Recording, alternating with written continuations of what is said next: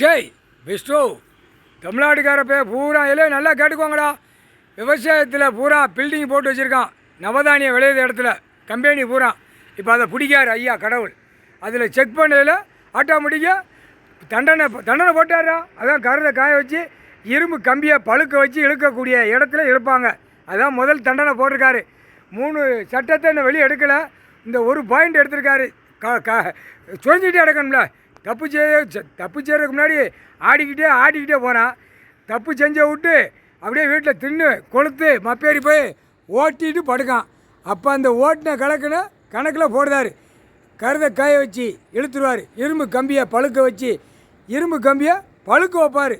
புரியுதா? தீயில் பழுக்க வைப்பார். பழுக்க வச்சு இழுத்துருவார். மார்வாடி சேட்டியால் கேட்டுக்கூடா. தீபாவளி பண்டிகையில் புது கணக்கு போடுவான். நீ ஜோலி முடிஞ்ச. இவனுக்கு சித்திரை மாதம் போடுவான். தமிழ்நாட்டில் பங்குனி மாதம் போடுவான். நீ ஜோலி முடிஞ்சடா. எல்லா கடையும் ஜோலி எலுமிச்சம்பழம் கனி எரியார். இந்த சுமத்தில் மானிட பெரியார் ஒட்டு மொத்தமாக தண்டனை உள்ள கணக்கு போட்டார். தண்டனை வாங்கி தான் போவான். இல்லை விவசாயத்தை அழிச்சிட்டு போய் மல்லாக்க கிடக்காரா. விவசாயத்தை இல்லாதவன் பூரா பிதிக்கி எடுத்து போடுவார். விவசாயத்தை அழிக்கிறவனா பிதிக்கி எடுத்து போடுவார்.